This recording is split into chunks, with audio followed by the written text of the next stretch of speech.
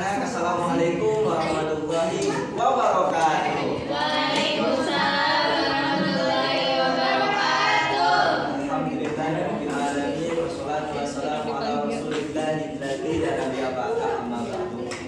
Puji dan syukur marilah kita panjatkan kehadirat Allah yang Maha Ghafur, yang mana Allah telah memberikan kita beribu-ribu kenikmatan yang luar biasa, nikmat iman, nikmat Islam, nikmat ihsan, dan juga nikmat kesehatan sehingga kita bisa sekolah ya di MTS Al Ghazali Bojong Soang.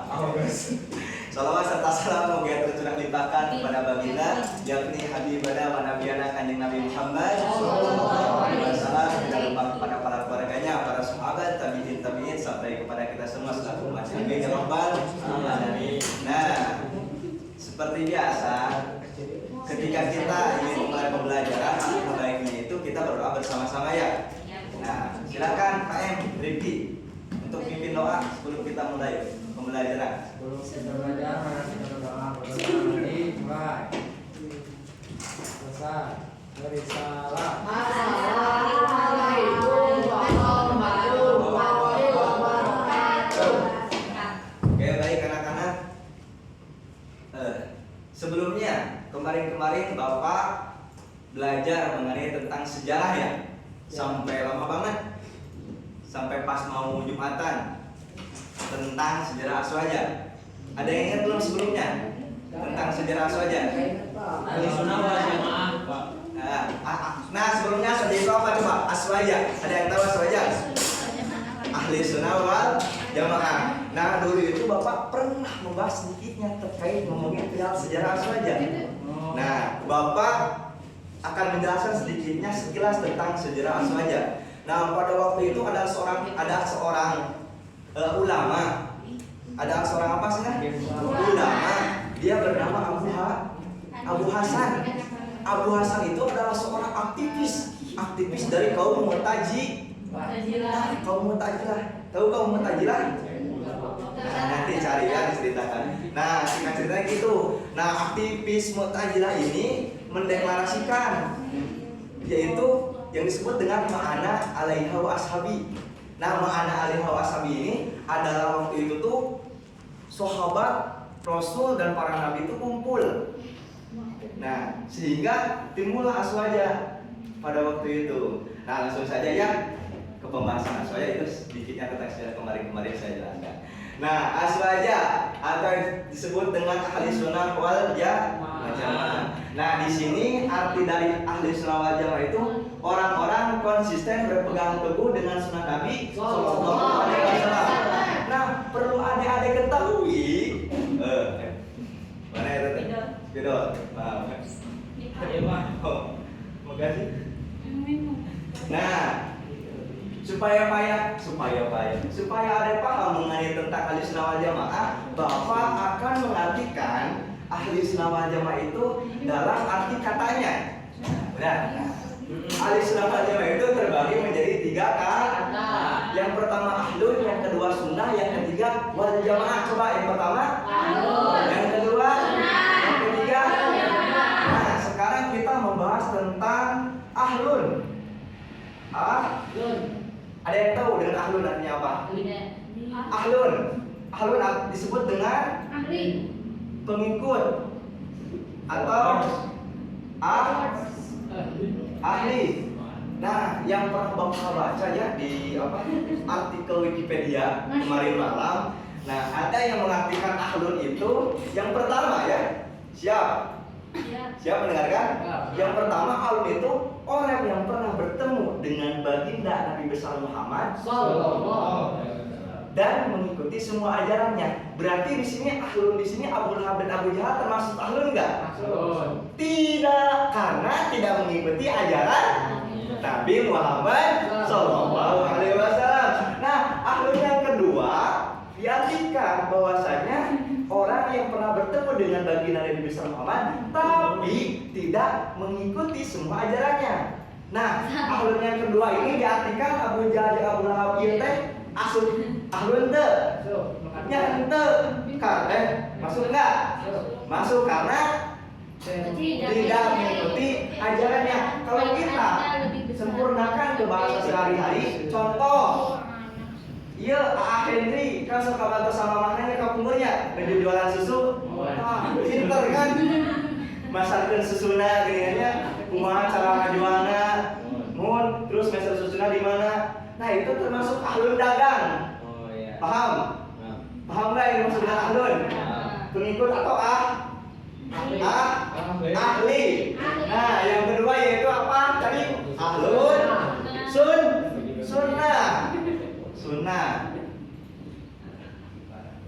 sunnah. Coba Bapak mau nanya sama adik-adik di sini. Apa yang dimaksud dengan sunnah? Segala perbuatan Yang dilakukan orang Oke. Tempin. segala perbuatan perkataan takrir Nabi Muhammad SAW. Ada lagi? yang dilakukan dapat pahala, yang dilakukan nggak apa-apa.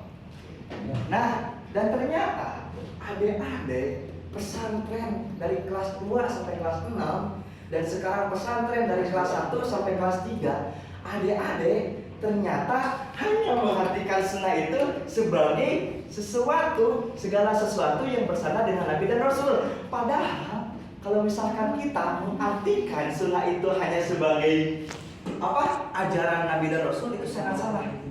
Kenapa sangat salah? Ada yang tahu? Pengen tahu nggak apa arti sunnah sebenarnya? Sunnah itu tidak dipatok dengan ajaran Rasul. Rasul ada berapa? Ada 4 kan? Ya. Ada siapa aja? 25. Rasul. Iya, Itu mah 25. 25 yang wajib kita ketahui. Yang wajib 25. Itu mah Nabi. Udah ngaji Ah, dan Nabi sholat. itu kan 3 kali. Ya 25 ya berarti ya. 25. Nah, tadi itu suatu kata alpinate segala sesuatu yang bersandar kepada Nabi atau perilaku Nabi dan Rasul. Ternyata salah. Kalau misalkan kita mengartikan sunnah hanya sampai di sana saja. Kenapa salah? Pengen tahu nggak? Pengen. Bapak mau tanya, waktu tarawih pada zaman dahulu, Abu Bakar As-Siddiq berapa rakaat? 23. Apakah Abu Bakar As-Siddiq itu adalah Nabi dan Rasul? Bukan. Tapi kenapa disebut sunnah? Ayo, ada yang tahu? Bingung kan? Ada terjebak.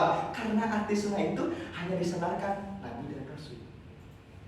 Ternyata belum beres arti sunnah itu. Sepakat kan? Sepakat? Saya masih gak connect, Pak. Gak connect. Balik lagi. Balikan lagi. Sunnah. Tadi kata Teh Alvina itu perilaku perbuatan Nabi dan Rasul. Ya. Nah, Bapak mau bertanya, Abu Bakar As-Siddiq itu Rasul apa bukan? Bukan. Nabi apa bukan? Bukan. Melainkan sahabat Nabi yang paling berani. Beliau pernah taraweh 23 rakaat, sedangkan Nabi 11 rakaat. Tapi kenapa sampai sekarang oleh Nahdlatul Ulama 21 rakaat itu adalah sunnah, sedangkan tadi pengertian sunnah itu ajak pengikut perbuatannya Nabi dan Rasul, tapi sedangkan Abu Bakar bukan Rasul.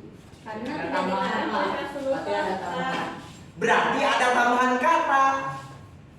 Sunnah itu adalah perbuatan, perkataan, takrirnya Nabi yang secara terus-menerus kepada kita semua selaku gitu ya.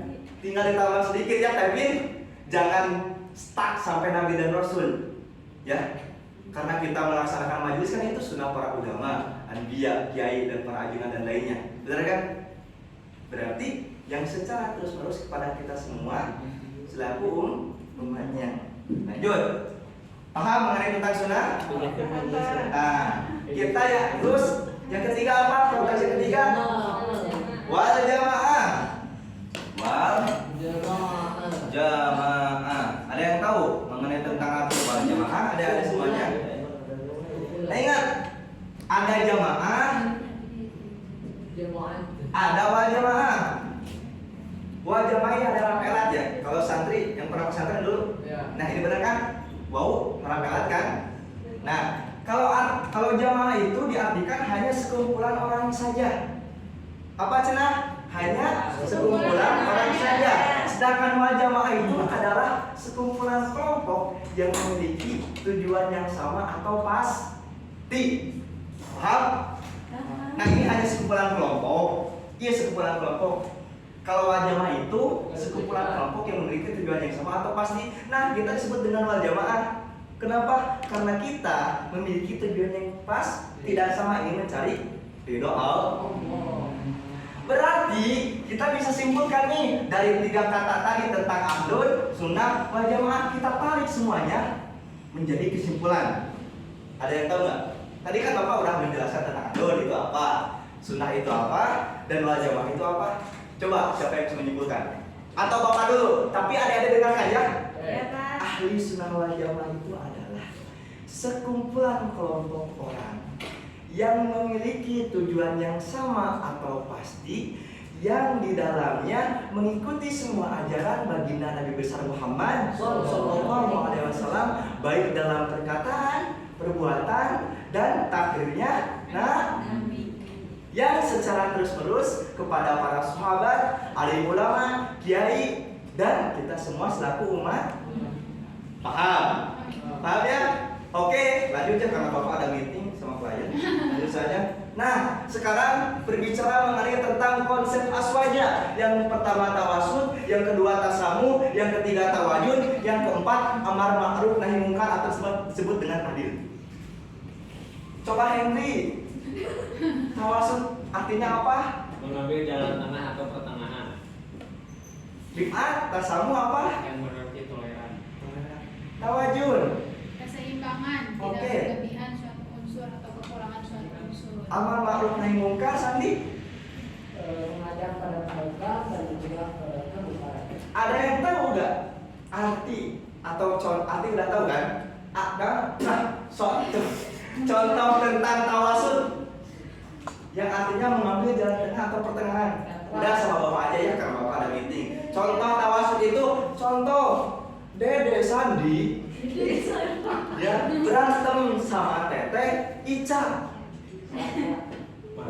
Nah, di Rifat ini dari arti harus bisa mengambil jalan tengah. Artinya Rifat itu bukan jadi wasit, ya, tapi jangan memihak kepada siapapun. Siap? Dan dari Rifat kalau misalkan Dede Sandi sama Teteh Ica berantem, ya dari Rifat harus menjadi penengah. Jangan jadi wasit, tapi jadi jangan memihak ke sana dan jangan memihak ke sini. Pinter dari Rifat.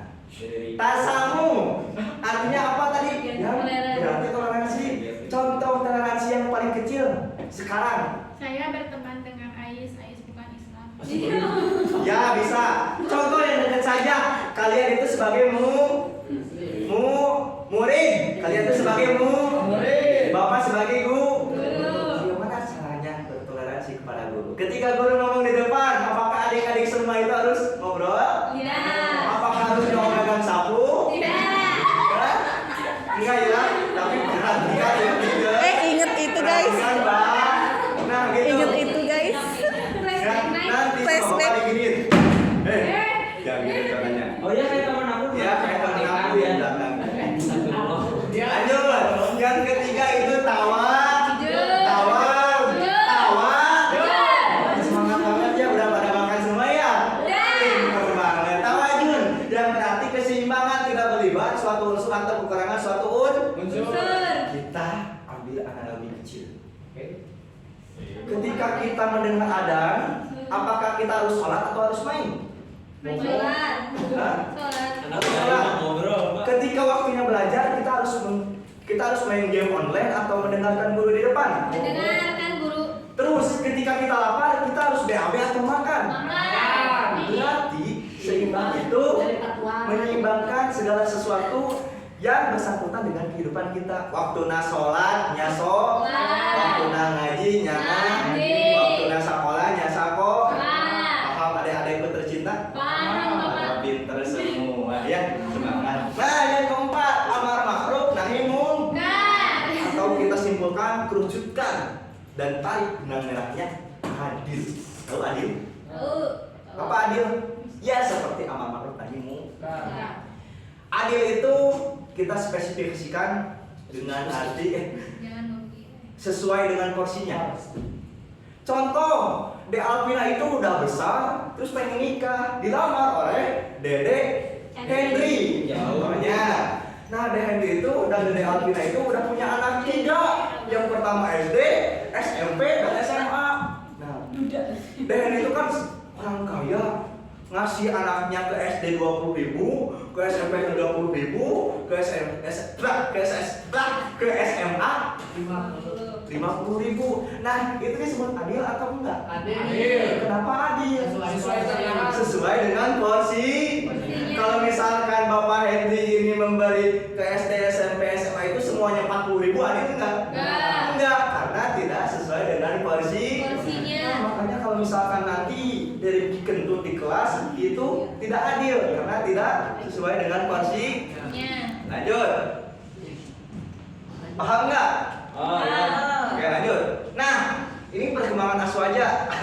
Semalam Bapak lihat dari Google ya. Ini dari Wikipedia. Nah, Wikipedia tuh. Menurut data dari Wikipedia, madhab Hanafi adalah yang paling dominan dengan pengikut 32%, madhab Maliki 20%, madhab Syafi'i 28%, dan madhab Hambali hanya 5% pada waktu itu. Nah, Ini tahun kapan, Pak? waktu 1987. Wow. Bapak baca dari buku Islam Kebebasan pengarang Asgar Al-Iskiner pada waktu itu. Nah, iya, nanti lanjut aja. Nah, ini Pak, Aswaja itu memiliki syarat hukum enggak? Berbicara tentang masalah fikih enggak? Ada silsilahnya enggak? Ternyata Aswaja itu jelas ada silsilahnya dan ada syarat hukumnya. Akidah itu bersanad mengikuti pokok ajaran dari siapa? Abu Hasan Al-Asy'ari dan Abu Mansur Al-Maturidi yang tadi dijelaskan oleh pelajaran pertama Ibu Alvina dan Ibu siapa? Ica. Ya, tentang akidah. Nah, bersanadannya itu ke Abu Hasan Al-Asy'ari dan Abu Mansur Al-Maturidi mengenai tentang tasawuf, ajaran mengikuti pokok ajarannya dari Imam Ghazali dan Abu Hasan Al-Sadili. Terus Diki ada 4 madhab. Nah, Imam Syafi'i, Imam Maliki, Imam Hanafi, Imam Hambali. Lanjut. Kamu Hamdani? Nah, ada coba lihat ke depan. Nah, ini tokoh-tokoh Aswaja pada zaman dahulu. Tahu nggak Wali Songo? Coba itu ada berapa? 1, 2, 3, 9 ya. Nah, ini adalah tokoh-tokoh Aswaja Ahlussunnah wal Jamaah. Seperti ini. Mengenai tentang akidahnya, terus tasawufnya dengan fikihnya ini.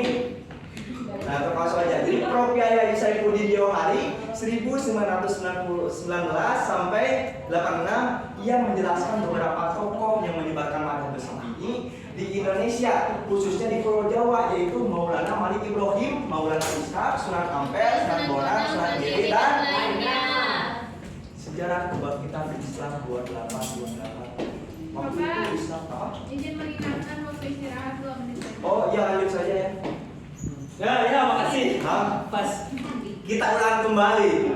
Konsep Aswaja tawasul, tasawuf, tawajud, ta'adul. Tawasul, tasawuf, tawajud, ta'adul. Paham? Sekali lagi. Tawasul, tasawuf, tawajud, ta'adul. Nah, untuk PR-nya kalian tuliskan contoh mengenai tentang tawasul, tasawuf, tawajud, ta'adul. Siap, Bapak. Ya. Mungkin cukup sekian yang Bapak sampaikan karena mungkin 2 menit lagi istirahat dan Bapak juga ada klien meeting di rumah. Mudah-mudahan manfaat ilmu dari Bapak dan mudah-mudahan mendapatkan barokah pada kalian semua. Wallahu muwaffiq ila aqwamit thoriq. Jangan lihat siapa yang menyampaikan tapi apa yang disampaikan. Assalamualaikum warahmatullahi wabarakatuh.